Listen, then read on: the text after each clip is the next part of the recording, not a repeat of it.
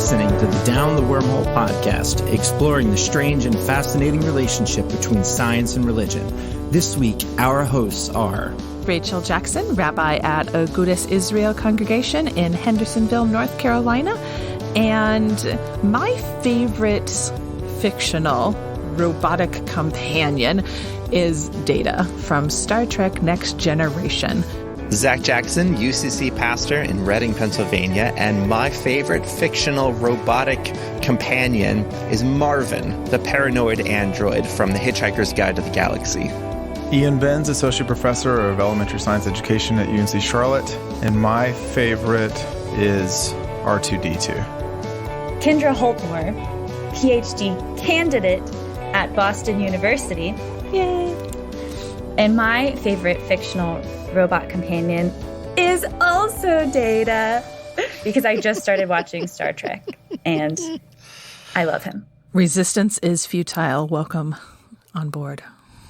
I don't think she's gotten that far yet. I know. Probably not. But it'll be fun when she does. That'll be funny in a couple weeks. Yeah. Okay. So thank you for that question. I'm glad that we were able to start there as we are doing our AI series. And I wanted to talk about this in a slightly different way than we have been talking about it. So previously, we've talked about transhumanism and cyborgs and really what is the concept.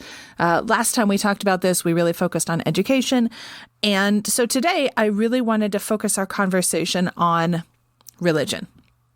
Right? What is AI in relation to religion? And that in and of itself is a huge topic. But I want to start with an example from my tradition. And this example is the use of ritual, of a particular ritual object, and how it appears. So I'll go into a little bit of detail there. In Judaism, we read the five books of Moses, Genesis, Exodus, Leviticus, Numbers, and Deuteronomy, from a scroll rather than from a codex form. And the scroll form doesn't have vowels. It doesn't have punctuation marks. It doesn't have page numbers. So it can be very complicated to read. And not only that, it's extremely complicated to write. It takes a scribe who's working on parchment, which is animal skin, using a quill dipped in special ink, writing on this paper. And the letters have to be extremely precise, and everything, the columns are justified. And if anyone has ever tried to handwrite in justified columns, it's so crazy hard. So sometimes the letters look really long, or sometimes the letters are really squished, and it's just, it's a very laborious, intensive in terms of time, but intensive also in terms of emotional and frankly redundancy. And for a good scribe, or for a professional scribe, a year to a year and a half is what it takes full time to write a Torah. And then each of the pieces of parchment are stitched together, rolled up, and mazel tov, we have a scroll. I don't want to necessarily give an estimate because I don't want to undersell those that are paying for this. A brand new one is anywhere between $40,000 and $80,000. Just to give a Wow. Yeah, well, I guess you're paying the wages for a year for one person, right? You're paying the wages. You're also paying, like, parchment is animal skin. Like, that's not cheap. And these use, many, many animals. Again, it depends on the size of the parchment and the kind of animal. If you're using, like, goat skin, how many pieces of parchment you can get per goat. It's a lot. Wow. How big is the finished product? So the parchment itself can vary. It's anywhere between, say, 18 and 36 inches tall. Right. So top to bottom. And of course, there's borders around it so that you're not just touching the scroll every time. So 18 to 36 inches. Our synagogue is lucky enough to have 3 scrolls. of various sizes. And then you put them on wooden dowels. You stitch them into wooden dowels and roll them up that way. And so when you're actually scrolling the scroll, you're using the wooden dowels to move, literally go through the parchment that way. And then of course, we make it pretty because everything needs jewelry. So we put a beautiful gown on top of it, and we put some finishing touches on it, and then the pointer, because you're never supposed to actually touch it. And so the thing that you're carrying around, our largest one is about 50 pounds and is over 4 feet tall, dowel to dowel, is over 4 feet and over 50 pounds. It's massive. Yeah, they're massive, right? And now, of course, there are small ones, right? You can get one that's about 12 inches, but they're extremely hard to write, which actually makes the cost go up because you're doing tiny print then. And they're then actually you very also have hard to buy a magnifying glass to read right. it. They're really hard to read because, like I said, no vowels, no punctuation. Really hard to read. So, gosh, that sounds like an awful lot of work. Can I interrupt? Of course. Is it required? Or maybe requires not the right word, but does every synagogue have one? That is the goal. Yes. Okay, so the goal is for every, but it's not like there's not anything written where it says for you to be considered a synagogue. It's pretty much there. Yeah, it's not that you have to, but how do you read from the Torah if you don't have one?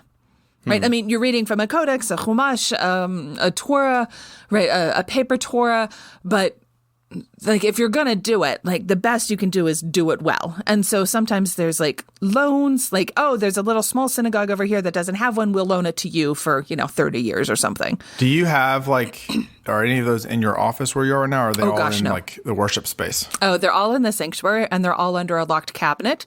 And they are all, there is a smoke detector inside the ark where we keep them. And the fire department knows that save those. If you're here for a fire, go right there and we'll deal with the rest of the building. They're that important. They are the most important thing in the synagogue. So parchment and scribing is expensive and intensive. So the question is, well, then why do it? Right? Why have a person do this? We've had printing presses for hundreds of years at this point. And okay, so you don't want to print the Torah because you can't really, it's hard to do printed Torah on parchment. Okay, but now we're in the 21st century. In the 21st century, we can have a mechanical hand actually write the Torah. And it can use a parchment. It can use the special ink. And it just, once you program it in there with all the specifications, this AI robot can write the Torah. So why wouldn't we have that? And once you've put in the capital of programming it, you just go, right? You don't have to change it up so many times. You don't have to repay the programmer every time. You just say, nope, we just need more parchment and more ink, right? So if we're still doing it halakhically, what is the role of the person? What does the person bring to this that a robot can't? And I'm using AI in this way, not just a robot, because as I was saying, they can be different size parchments. The column width can be different. So you have to teach the robot, or the robot has to know what justification in this, full justified, center justified looks like. And so it has to know looking at the parchment. So it has to learn, not just be programmed. So that's how I'm using AI as opposed to just a robot program. And there's a female scribe, which is a whole different category of, egalitarianism and feminism that we won't go into this particular episode. But there's a female scribe, Julia Seltzer, who with, I think it was 5 other women, scribed an entire Torah together. Each one of them took most of a book. Deuteronomy is really long. And then they stitched it together. And what she noticed is that their handwriting was different. That someone might have had a little bit more of a flourish when they made the crown on a letter, or a little bit maybe one looked a little blockier and the other one looked a little bit softer. It looks different, and the person behind it. And so now I don't study the scribes, but there aren't that many in the world, and there haven't been. So if you know the age and the location of the Torah that you have, you know the person who scribed it. There is a story, there are memories, there is an intention behind it. There is an awareness of what you're doing, and that awareness doesn't exist in AI and robots. There's a prayer in Judaism which says, thank you, like in the mornings, thank you for my soul, and thank you for the awareness of my soul. And it's that extra step that I think is missing when we're looking at what can AI do as far as religion is concerned. So I just wanted to open up with the Torah and saying it would be far cheaper and far more accurate if we chose to do this sort of robotic arm AI printing than using a person. But it's not just about the money, right? In religion, it's not just what is the bottom line, right? That's one of the things that makes religious organizations different than, other businesses or for-profit centers. And I'm being kind that religions are not for-profit centers and sort of being generous to religion as a concept in those ways, that it's not about doing it the cheapest and fastest. So what is it about? So when we look at, again, using the example of writing the Torah, what is it? So that's where I wanted to start. And so that's one place from my tradition of where AI could be used, but we're choosing not to use it. I'm wondering if there are places that you could see either as an object or as a ritual in and of itself from your traditions or your understandings that could or could not be substituted with AI. Yeah, so there's a product that you can purchase from the Vatican itself that is basically a Fitbit for your rosary. Yes, I saw that. Where it's great because it's got its own little charging station, and you pick it up and you make the sign of the cross on it, and that activates it. And then it's able to tell by the weighted beads. And for those of you who maybe aren't as familiar with the rosary, has a certain amount of beads, and the point is to hold a bead while you say a prayer and then move to the next bead while you say a prayer. It's a physical act while you're doing a spiritual act in order to connect the full body, to engage all of your senses, and to help you keep track of what you're doing while you're doing it. Because if you're saying a prayer a number of times in a row, how are you going to keep track? You lose track. You're like, well, I guess I got to start over again or start writing it down or something. So the rosary has long been a helpful tool for people. But in this one, it now syncs up to your phone and can remind you if you haven't been doing your prayers, or reward you if you have been doing your prayers. There might be social functions where you can encourage each other. I know that there was the Bible Gateway app introduced a social aspect to it, and then suddenly I started getting notifications like crazy where all of my friends were like, connect with so-and-so on Bible Gateway and share your daily devotional, your practice, your reading. And so then now there's this kind of social pressure that now everyone knows what I'm reading, and now I have to make sure I'm reading extra spiritual stuff and make sure everyone else knows how spiritual I am. And so there are some issues with that, I think, where now Jesus says to practice your religion in secret. Don't let your left hand know what your right hand is doing. If possible, go into a closet where no one knows you're there. He says that if you are fasting, not to put on sackcloth and ashes and let everyone know that you're super spiritual, but to put on your Sunday best and act like everything is normal so nobody knows. And so a lot of these, we talked last time about the gamification of education and other things. And so when you have sort of the gamification of religious practice, then, I don't know, you start to want to show off a little bit or feel that social pressure that a lot of Holier people than thou. left the church because of, but I don't know. I've never used one of these, so maybe they're great. I do love little gadgets. That's fascinating. That's a great word, gadget. Right? It's using tech to encourage a particular practice. And one of the pitfalls, I think, is when we make that practice public. The Fitbit idea, right? You can have your own Fitbit and not tell anybody, by the way. And you can set your own, tell it, get up every 10 minutes or get up, 10 minutes every hour or whatever it is. And you don't have to tell people. But then we get that bias built in of whoever is creating the software, whoever is creating the technology, what is their value system?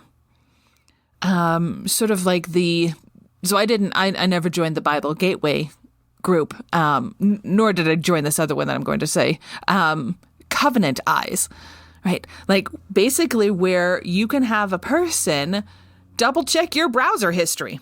To make sure that you're staying on the up and up, the accountability of what you're looking at on the internet. And as we all know, the internet was created for porn. So if the internet is created for porn, then your covenant eyes need to make sure you're not doing that. I'm being a little flippant, but maybe not that much. But that then could turn into a race of I am holier than thou. Look at how much I'm doing and posturing and buckling under peer pressure. And then you're losing that authenticity. And then suddenly it's just besting each other, which kind of goes against most religious tenets from most religions that I'm aware of, right? Like, look how better I am than you are at this.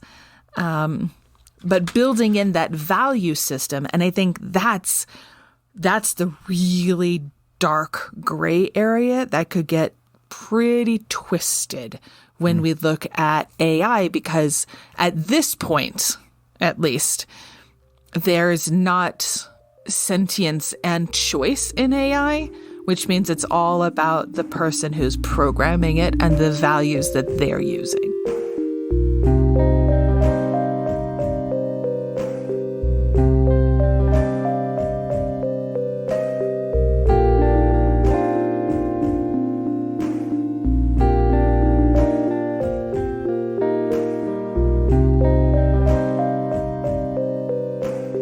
Yeah, I think it's interesting. The examples that we're talking about seem to be examples of what AI takes away from us or from religious traditions, whether that's like authenticity or, like not having a person's story behind a Torah scroll, but instead it being, a robot that has like standard handwriting and all these things, or, the rosary gadget that's, for whatever reason, there's something that we feel is missing from these rituals and relationships.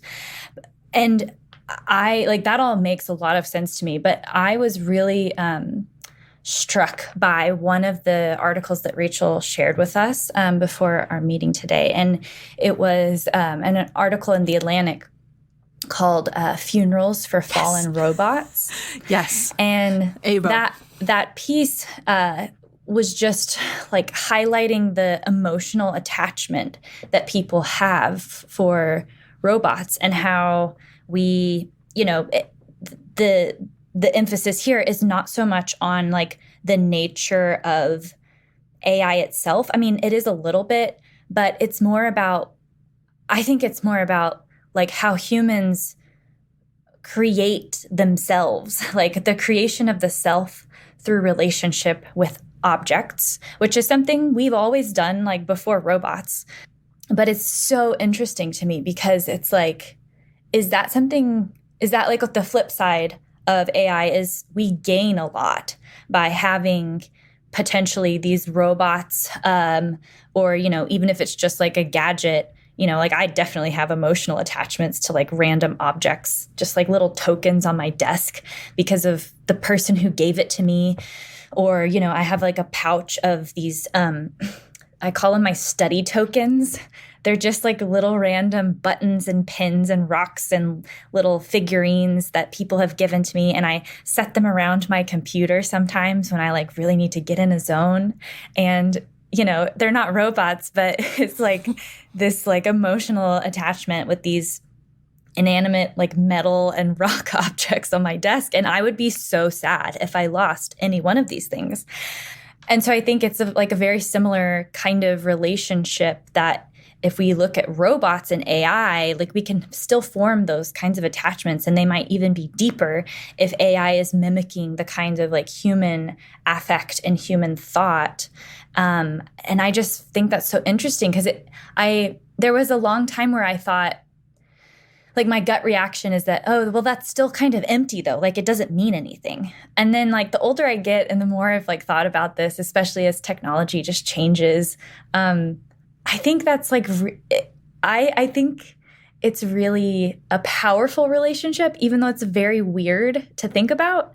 But like if I had a robot and it was like, you know, R2-D2 or Data or, you know, any of our like famous robot companions from any fictional universe, yeah, I would want to like protect that robot friend and make sure that it was charged every day and make sure that it was like happy in whatever sense that robots can be happy. And I think that whatever we can say about the realness or not realness of that relationship, I think what's true about it is that it changes who we are. And it reflects something about who we are and who we are becoming, because everything that we have a relationship with in the world plays on or, you know, helps to create the virtues that we have, the weaknesses that we have, the personalities that we have. And I just think that's really cool and really interesting because it doesn't have to just be with humans. And that's always been the case.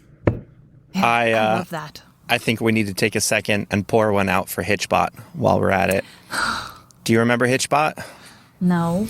So this was an adorable little robot from, well, too young. It was like the 2013. Kendra. Is it like a Tamagotchi? No, in 2013, so 8 years ago. These developers in Canada made this robot, and they made it to kind of look junkyard chic is how they called it, where it was cylindrical body and it's got these like pool noodle arms and legs and this adorable little face. And the point of it was a social experiment to see if robots could trust humans.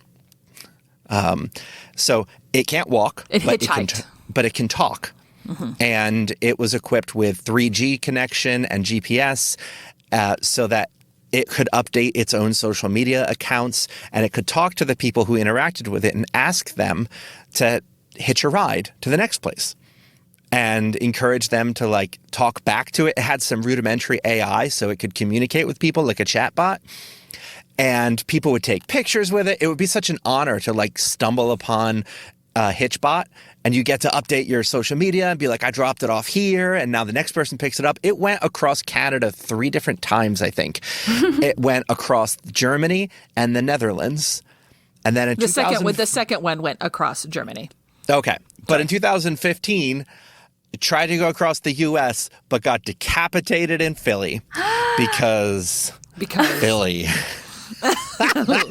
Brotherly love. Oh, no. And if you were to ask me, somebody who has lived in Philly and is from South Jersey, where it would have been killed, I would have told you it would have been Philadelphia. Also, just to add to that, its goal was to start in Boston. I remember following this. It started in Boston and was going to get to San Francisco. It got decapitated in Philly, and the head was never found. Oh my God. Like, it didn't even Brutal. make it. It's not like it started in San Francisco. No, it started in Boston and only got to Philly. If it had made it out of the East Coast, it totally would have gotten there. It would have gotten there. If you can make it out of the East Coast, then you're okay. But Hitchbot. No, Hitchbot. I God love bless what it. you're saying. right? Like this idea of what is our attachment, both from an emotional standpoint, or excuse me, from an individual standpoint, but then also a cultural, right? Like this poor Hitchbot was totally fine in the Netherlands and Germany and Canada and the US. We were like, I don't trust you. Yeah. Decapitate. Wow. Like season 4 sad. of S.H.I.E.L.D. So sad. Decapitating things. So, but what does that say about us and our relationship? And I think that's also what you were saying, Kendra, right? This funeral for AIBO, AIBO. I might be mispronouncing it, but that's how I'd heard it. Right? These robotic dogs. And it's true that even in the military, people that have military companions, robotic companions, there's a sadness there. I mean, there was a famous movie. It wasn't a robot, but Castaway, right? Tom Hanks and Wilson, the volleyball, right? There were I think the movie was quiet for 40 minutes. There was no dialogue or something like that, something crazy like that, and we were all just like. Wilson, we were just like sobbing. And we had this immense attachment to a movie, volleyball.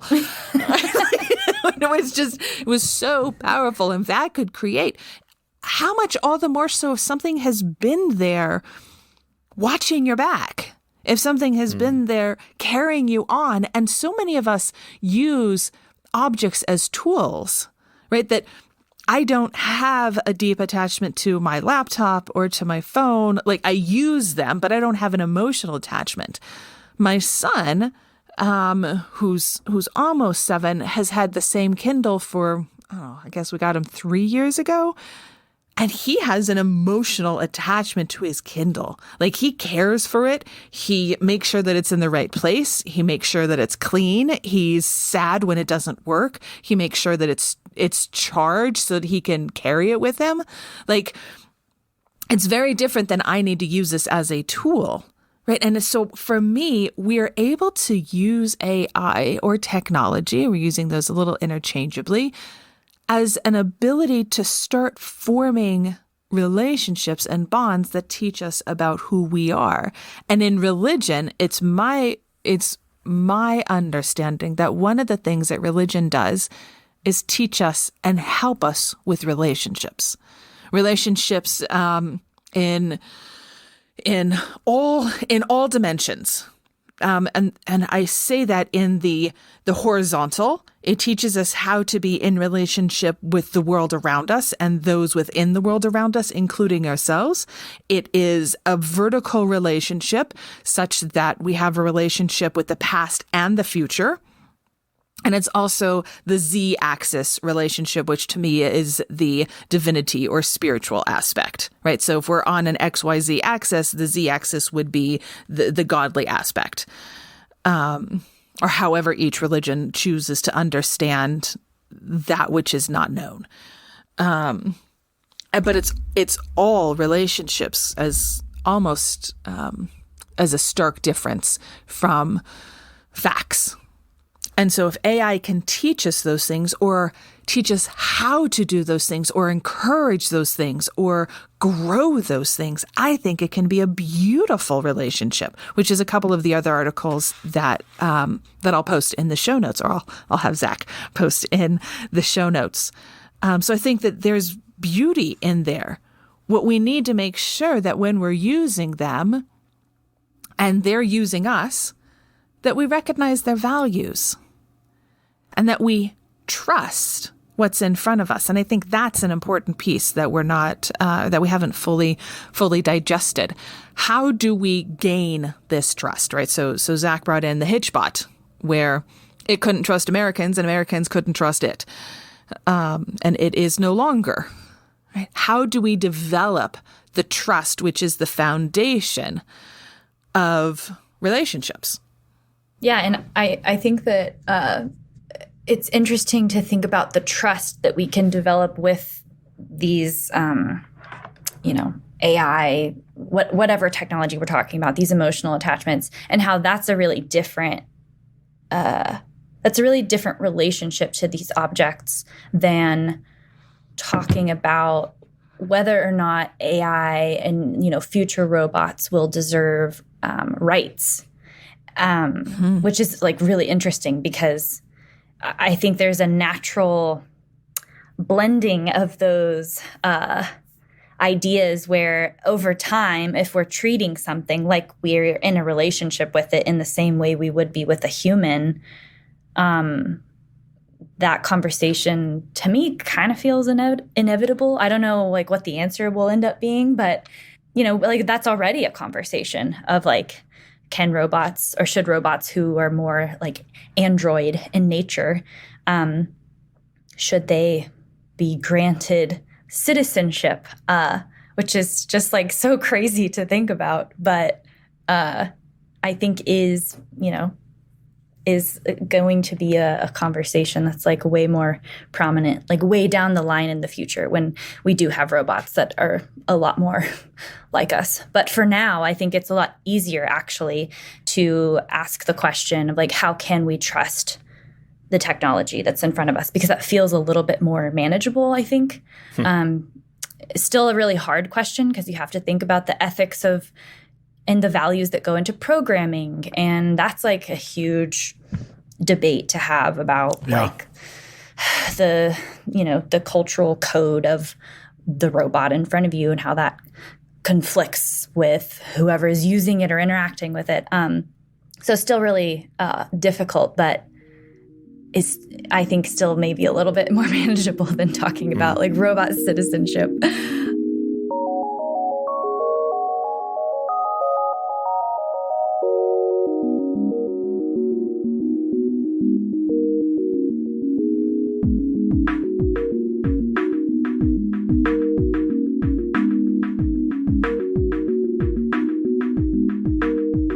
Have you all heard about what's going on in China with the social credit scores? Oh, yes. Oh, it's so scary. I want you to unpack that for us because that was interesting. A way of using AI, especially, to keep humans in line. Well, they're already pretty well known for their facial recognition and the fact that there's cameras everywhere and that those cameras are always tracking who you are and where you are and what you're doing. Said with pride that I think it was that once you enter the public sphere, meaning not your own home, within 3 seconds, it can identify their entire population. Like 1.4 billion people within 3 seconds. That It's crazy. Which sure helped to keep the COVID under control, but also they're populous. And so they've been doing these trial runs, and some places have adopted them more thoroughly, where they're essentially keeping record of each individual person and giving that person a score based on their trustworthiness. So things that might negatively impact your social credit rating might be things like playing loud music or eating food on rapid transit when you're not supposed to, or jaywalking, or speeding, or, this is a good one, making reservations at a restaurant and then not showing up. Oh. Yeah. Not correctly sorting your recycling. And if your score gets too low, you might be denied things like, I think I read that there was like 80,000 people so far who had not been able to get on trains because their social score was too low and they couldn't be trusted on it. And if you want to get out of that, it takes like 2 to 5 years to get out of that, or you can work really hard to raise your score by doing things like donating to charity or giving blood or volunteering or praising the government on social media. Yep. And that one was the... Oh, man. I feel like tens of millions of Americans would have been screwed during the last administration. Right? Yeah. So, like, if you want good things like, a line of credit to buy a house or favorable terms on loans or getting a reservation at a restaurant. Or getting a reservation at a restaurant. Like, you'd better make sure that your social score is high. And this is also a society that is a shame and honor based society. And so kind of taking advantage of that in order to control the populace using opaque artificial intelligence. Like nobody, this is not open source data. And this is stuff that's tracking your every single movement. So you might be out walking down the street somewhere and you reach in your pocket to get your phone and a receipt falls out your pocket and you get docked for littering because it knows what you just did and it was watching you. And supporters of this say that this is going to be a way of creating a utopian society where, like, plenty of people will just do the right thing because it's the right thing to do. Do these but people then there not are those read people, dystopian literature? Come on. Ever. It's China. They don't have it. Yeah. It's not in. like, this will finally do what religion failed to do in keeping the people in line and making a morally just society, because it offers punishments that are immediate and felt instead of like afterlife based. Yeah, and daily life impactful, right? Not just, eventually one day this will come back to bite you in the tuchus, but like, oh, I can't get on the bus today. Like, oh, that has impacted my life. And this is like, I'm wondering, did they write or did they take notes from The Good Place? Like, where this feels very much like the scores that people are getting based on their activities. And one of the things that I am troubled by in this, just one of very many things I am troubled by with this whole scenario, is we don't actually know the end result of a single action. So let's just take the littering. On the face of it, that seems like a pretty, like, we'd all kind of get behind that, right? Like, you don't want to litter. Like, I'm not a fan of littering, and we talk about it, and we don't want to do it. And sometimes Adrian Isle and his friends will go pick up the litter that we find in the park, right? Littering, I'm totally behind that. In this particular society, as far as I have read, and I could be corrected, please, having clean streets is really important. Right, that there is a value in the culture of having clean public spaces. In order to have clean public spaces, somebody has to do that job. So if somebody accidentally litters and then they get docked for it, then people stop littering. How many jobs did that cost? Right? There was no intent behind the littering, right? But the accidental littering or the wind took it away. Right? How many jobs did that cost? And what is the life like for those people whose job was to literally be a human street sweeper? And those ramifications that we're not able to see the human cost of, again, minus the whole dystopian issue, but that to be docked for something that seems dockable, but we don't know where this is going. That's where I'm uncomfortable with this. Like, how far are we going? Oh. But on the other hand, yes. Maybe we should just let the robots take all of our jobs so that we can just focus on our hobbies and have universal basic income. Am I right? Totally right. I just want to start doing more cross-stitching. So yes, I am 100% on board with just take my job. Right? But we got to have the infrastructure. Like, you're right. That's not where we are right now. But I hope one day we can all just have our hobbies and money and just like live our lives, because work shouldn't be all of our identity. According to willrobotstakemyjob.com, I'm only 0.8% likely that me too. Clergy will be replaced by AI and robots. Right. And we have seen that so very clearly in this last year, because the people that have been in hospitals or have died or have had a funeral or have had any sort of life cycle moment in which they want their clergy there, in addition to whatever worship we have on the weeks, there's no comparison in holding someone's hand. Mm-hmm. Right? That, it'd be great if a robot did my job, but I don't think a robot could do my job.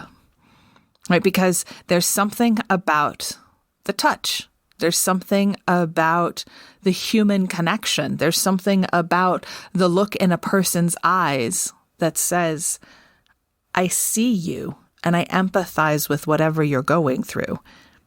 That we haven't gotten there yet with AI. And while the technical aspects of most of our jobs could be done, I think even the jobs where it's a 95% your job could be done by AI or a robot, it's not going to be a healthy thing.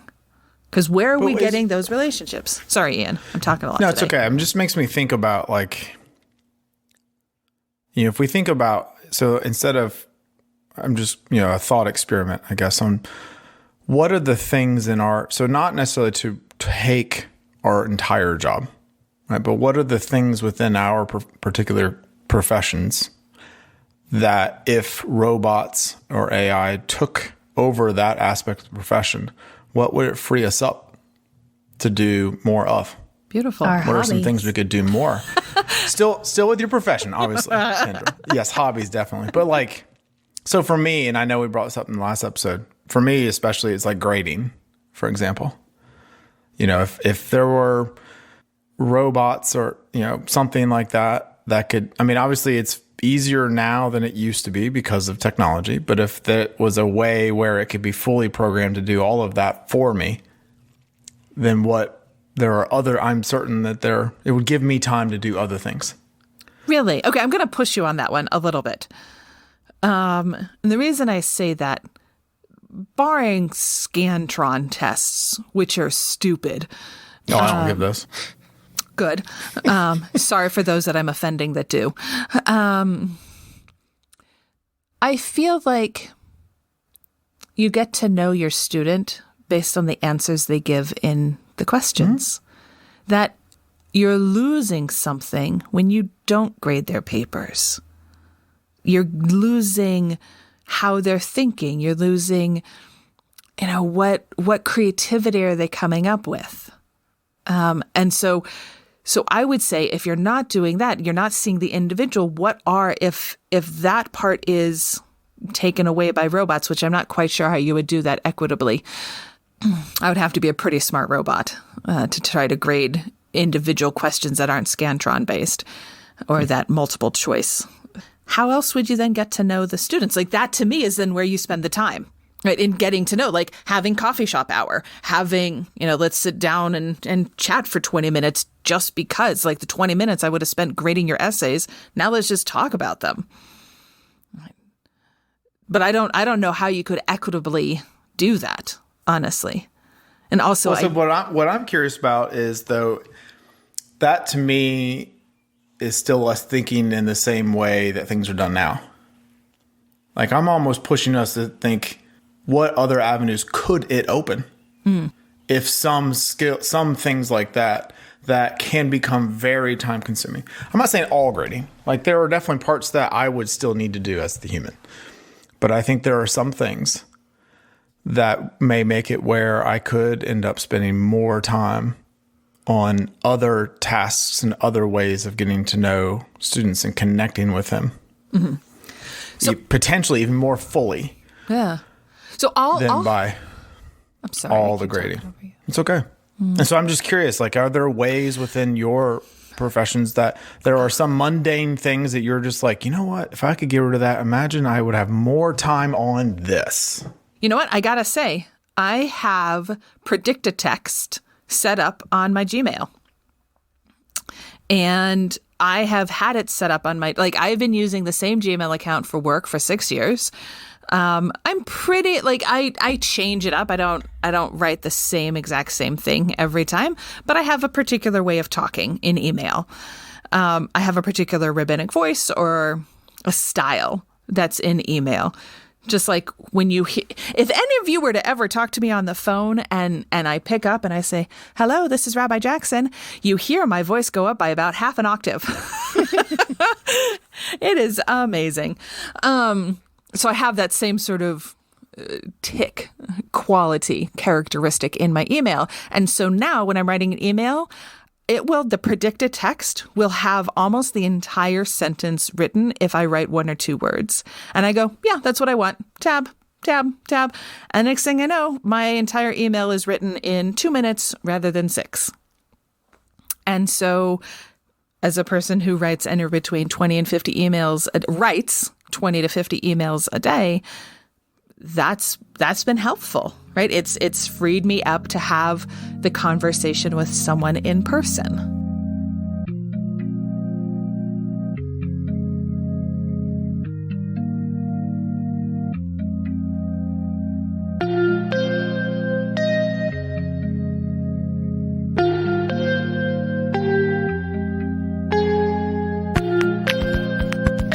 I think a database that would help keep track of who is sick, who is well, who is recovered, and who's related to who would be really helpful. Oh, I have that for you. I can send you the link. Well, so one that can also like predict things. I'm thinking AI-wise, where like I know that this person has this condition, and has been in the hospital this amount of time, and then so you might want to check in on this person at this time. That'd be great. Have you talked with so-and-so lately? They haven't been in church. Oh, yeah, okay, that's a good point. There's probably something going on because like my mind personally doesn't work like that. I cannot hold on to details about individual people, especially when I have that many people. Where I think like, oh, I haven't seen that person in 6 weeks because I've been with the other people and I haven't thought about it. Or, oh, yeah, that's right. They did get COVID last month and I never checked back in on them. I wonder how they're doing now. Like that kind of a thing. Connected with the local hospitals, which could update me on people's medical conditions, as well as like death of relatives who maybe aren't members of my church. Like it's scanning through the obituaries of the local papers to be like, oh, well, I have this member whose uncle just died, but the uncle's not a member of my church. And so now I know that maybe I should reach out to this person.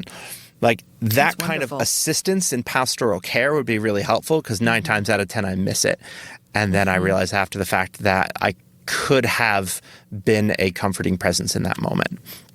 Although I will just say, I do have an awesome pastoral care website that I use, and it's super helpful. It's not AI, but it's really amazing to help me do those things. Again, it doesn't connect to the hospitals. It doesn't scan obituaries, but it helps.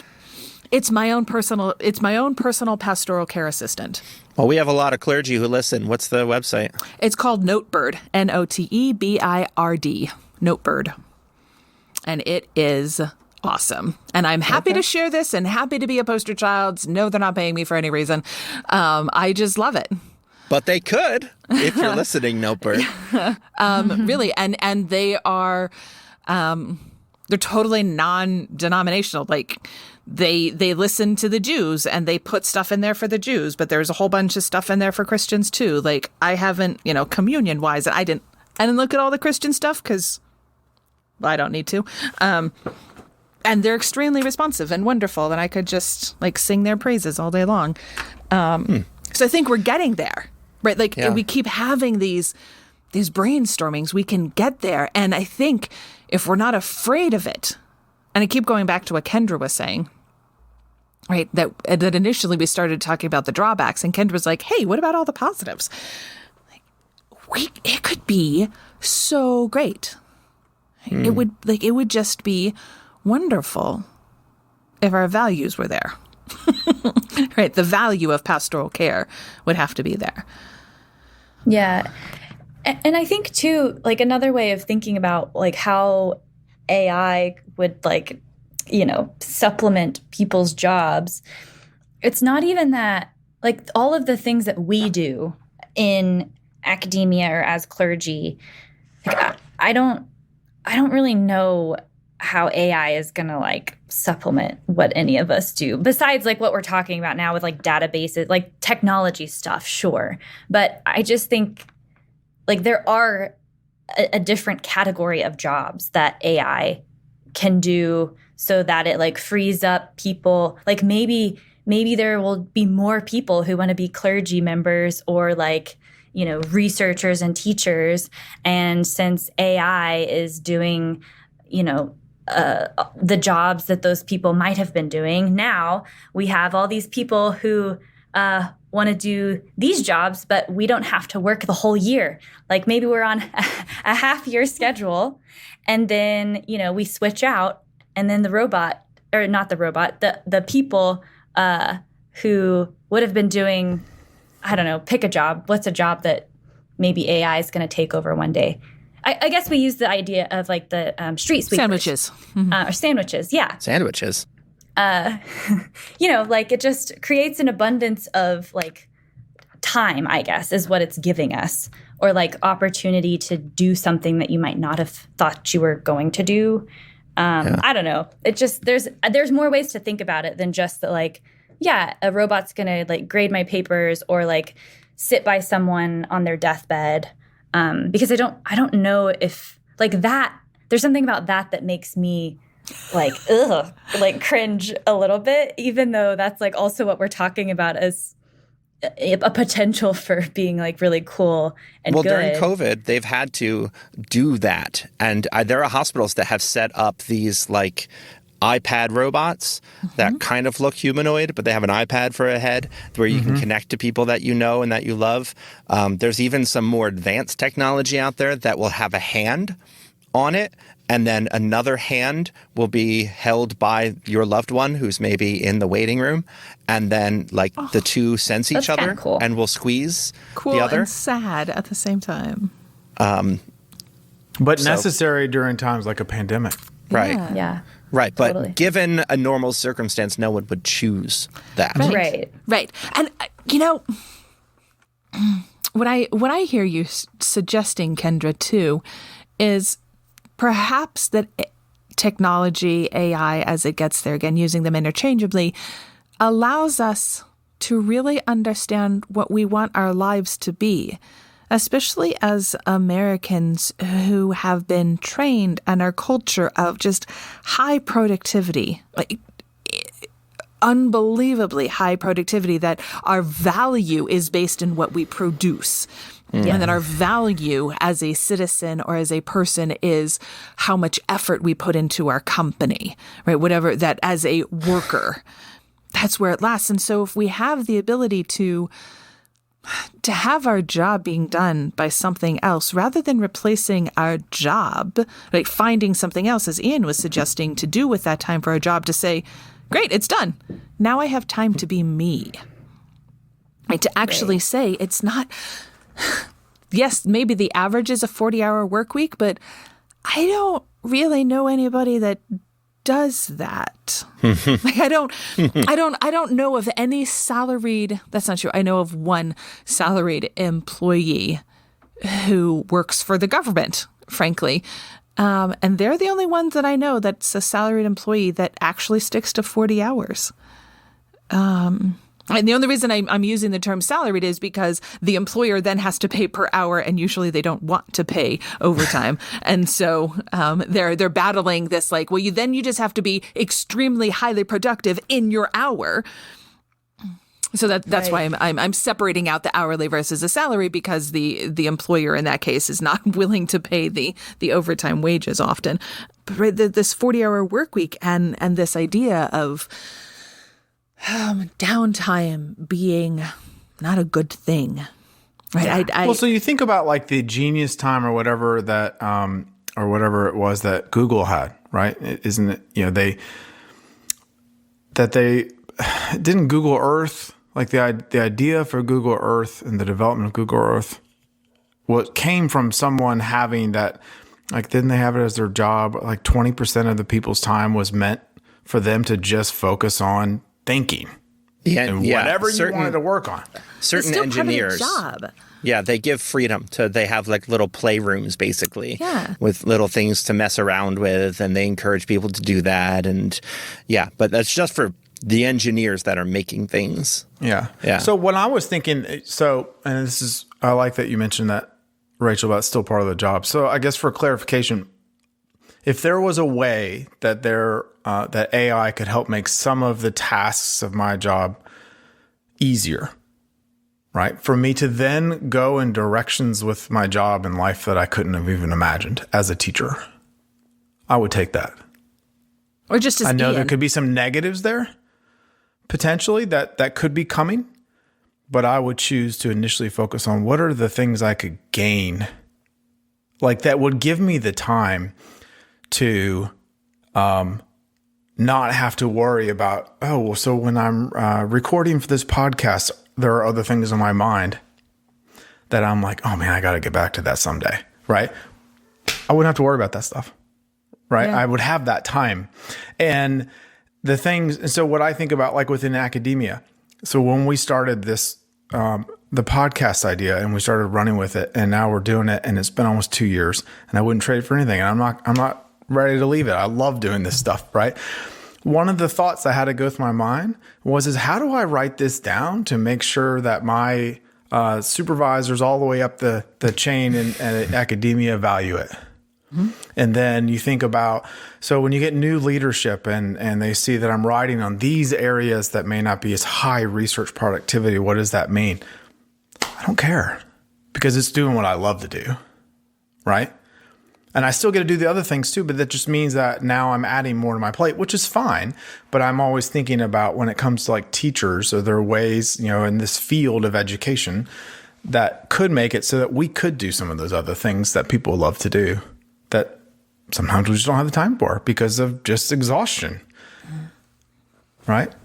Yeah. So yeah, I think those are the things I would try out and just be like, I'm going to give that a shot. If it doesn't work. I try something different.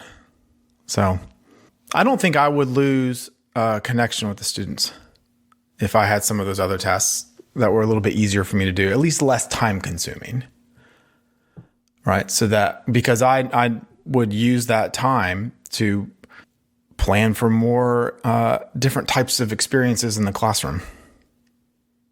When I'm thinking about class stuff, here are some different things I could potentially do in my classroom. Now I got time to really plan it out. Let me run with it. Mm-hmm. That's how I would want to approach it. And it's funny, while I was saying that, the AI on my wrist was telling me, you look like you need to breathe right now. So I guess my heart rate was going up. I should think we should all breathe right now. Yes, I know. But it says, even a minute of deep breathing can be helpful. It's almost like a reminder to meditate. Right. A reminder to be. And I think we're at the point, and perhaps it's just my limited imagination. Perhaps it's my limited vertical ability. I can't really see AI as like really intelligence, right? Just really, I think I'm stuck in technology and what that's doing. But I think and I hope that we have the ability to create things where we are allowed to be human beings, not human doings, and that can be the focus. So however we can get there, using the value systems that we have in place as individuals or to whichever society and culture we ascribe, of which many of us have overlapping ones, right? For me, feminist and Jewish and American and all that stuff, right? Like overlapping, but what are my values therein, and how can I use this technology and the AI to allow me to be a human being, not just a human doing? And in that way, sort of living up to this idea that I myself, so there's a Zionist named Ahad Ha'am, which actually he changed his name and it translates to one people. That's what that translates to, Ahad Ha'am. He was writing in the late 19th, early 20th century, and he was defining the difference between sacred and profane. And that which is profane is a means to an end. And when you get to the end, the object itself loses its meaning. And the sacred is that which the object itself can be used in lots of different ways to achieve many different ends and is by itself, by its nature, holy. And for me, that's what I want for the human being. not just the human doing, not that I am here to do something, to do a job, to do this, that, and the other, but to be. And there in that being, using the AI to create and imbue holiness in the self, in whatever job we're in, whether that's in religion, whether that's in academia, or any myriad of other fields that we've sort of touched on. And when we're able to then bridge AI and religion in those ways, we can see ourselves as holy. That's my sort of, rainbow in the sky hope.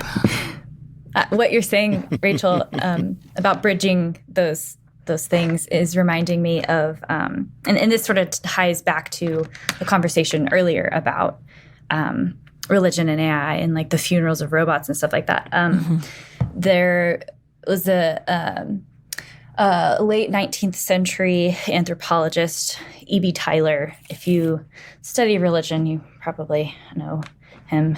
There's lots of like problematic issues we could talk about with him, but what he was writing about at that time was about animism, and had this idea that animism is like the original religion, and that it was also like a central characteristic of what he called quote unquote primitive religions. And so that's where we can like talk about like colonialism and all that stuff. But the idea of what he's talking about is that there is like this development of religion where you start out as being animistic, which if you don't know, animism is like basically put life, or seeing that there's life or like a soul in inanimate objects or in things besides humans. So thinking that the river has a spirit and the trees and the rocks have spirits. And so this is what Tyler's talking about. But it's interesting to me because I was thinking, even though someone like Tyler or other anthropologists and people who would say like, oh, only primitive religions have animism, or this idea of like life and soul and inanimate objects, or like having these childish attachments to things. What we know, or like what if you study religion, is that has nothing to do with like this like line of progress where like the more advanced modernized religions don't have attachments or don't have these ideas of life and spirit in nature or other inanimate objects. And I think like the prime like piece of evidence for that right now in this conversation is that, we can be looking at the most like technologically advanced places, and we're talking about how we like throw a funeral or some other kind of celebration for our robot friend, and that it's just like this human impulse to relate to the world around us, and there's nothing that's like primitive about that, whether it's like animism in the traditional sense or what we're talking about now, where we're relating to things in this new way as technology changes. Our best friends are going to be robots one day. And it just is like so interesting to see how humans are continually coming up with ways to relate to the world around us. So that's what I was thinking. Yeah, it's the final words of the Opportunity rover that struck a chord around the world. Yes. The Opportunity rover went for 15 years on Mars, way longer than it was supposed to, the little rover that could. And then one final dust storm covered as far as we know, covered it up. And, it's just sending telemetry data back, and, just the battery's dying and whatnot. And somebody on Twitter wrote, the last message they received was basically, my battery is low and it's getting dark.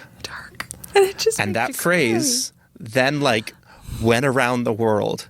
My battery is low and it's getting dark. I've seen that tattooed on people. I've seen so many T-shirts and mugs, and that little rover with its little solar panels, just alone on this distant, cold planet. My battery is low and it's getting dark.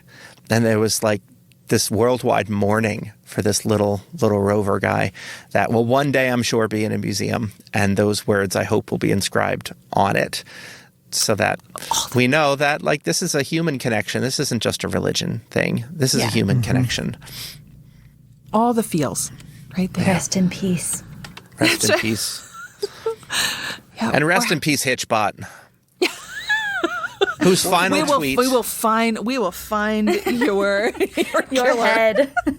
and avenge them. Avenge your death. No. Hitchbot wouldn't want it that way. Hitchbot's final tweets, by the way, were August 1st, 2015. Oh dear, my body was damaged. But I live on with all of my friends. Sometimes, I don't know why that one's funnier to me. Sometimes bad things happen to good robots. And then a little bit later posted a picture of itself with its creators and said, "My trip must come to an end for now, but my love for humans will never fade. Thank you, friends." Maybe your love should fade, little buddy. Oh, no, Hitchbot is the best of us.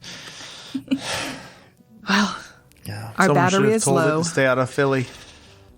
Well, just wait a few years when Hitchbot the White comes up and saves us all from the evil forces, having battled the Balrog of Philadelphia.